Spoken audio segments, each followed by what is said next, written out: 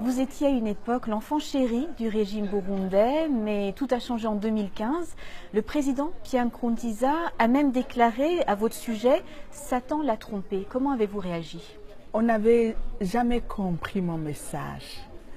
Pour moi, j'ai toujours dénoncé le mal sans accuser. Je n'ai jamais accusé personne parce que je voulais relever.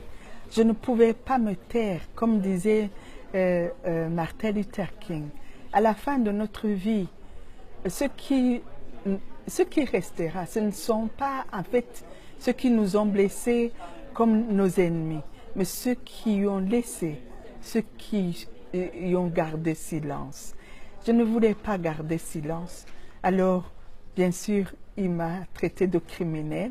Je suis convaincue que lui-même n'y croit pas. Il n'y croit pas, même s'il le dit. Je crois qu'au fond de lui-même, il sait que je suis une maman. On vous accuse de financer l'opposition. Vous n'avez pas de lien avec l'opposition burundaise? Financer comment? Mais ils ont pris tous les comptes. Ils ont pris tout l'argent. Ils ont regardé sur l'historique. Ils ont vu que tout l'argent partait vers les étudiants, vers l'hôpital, vers les salaires des médecins. Donc, ils n'ont pas trouvé, jusqu'à aujourd'hui, ils continuent à le dire. Mais qui veut tuer son chien l'accuse de rage. Et vous avez fui vers le Rwanda. Vous ne craignez pas que justement ce voyage alimente toutes les rumeurs comme quoi le Rwanda contribue à la déstabilisation de votre pays? Je crois qu'au Burundi maintenant, ils manifestent contre l'ONU, ils manifestent contre, maintenant c'est la Tanzanie, ils manifestent contre tout le monde. Et c'est justement la communauté internationale ne devrait pas se tromper sur les vraies causes du Burundi, les vrais problèmes du Burundi. En parlant de la Tanzanie, justement, la plupart des réfugiés burundais vont en Tanzanie.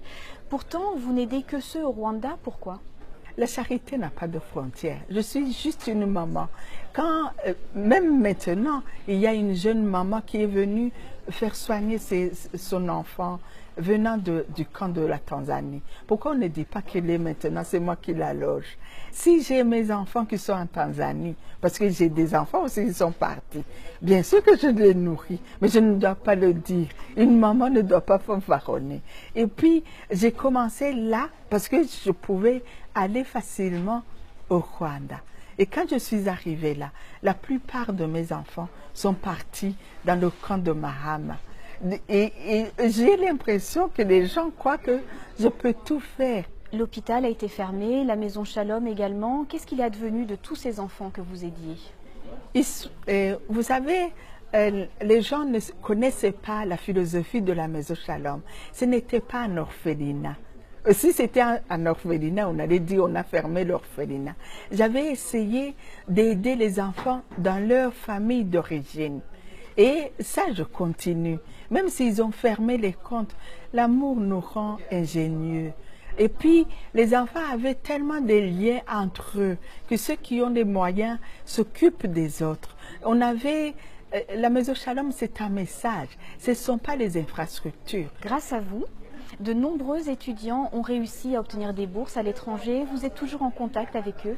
Mais oui, ce sont mes enfants. Aucune mère au monde ne peut abandonner ses enfants. Et puis, ce qui me liait à ces enfants, ce n'est pas leur donner de l'aide, c'est l'amour. Et l'amour n'a pas de frontières. Vous avez reçu une large somme avec le prix Aurora. À quoi servit cet argent? En fait, ce qu'ils doivent faire, je l'ai donné à 3 fondations. Donc 2 du Luxembourg, une de la Belgique. Et nous avons signé une convention. Avec cet argent, ils ont aidé donc maintenant 385 jeunes pour aller dans les universités. Et puis donner des petits crédits aux mamans réfugiées. Donc 20% ce sont des femmes rwandaises et 80% des burundaises. Récemment, on a vu de nombreux ténors de l'opposition, notamment du Sénat RAID, rentrer au Burundi. Ils sont sains et saufs. Est-ce que vous comptez rentrer? Le Burundi, c'est ma maman. Aucune personne ne peut abandonner sa maman. Quand la maman sera prête de m'accueillir, je partirai, comme Moïse et Myriam ont traversé la mer Rouge en chantant. Moi aussi j'irai en chantant.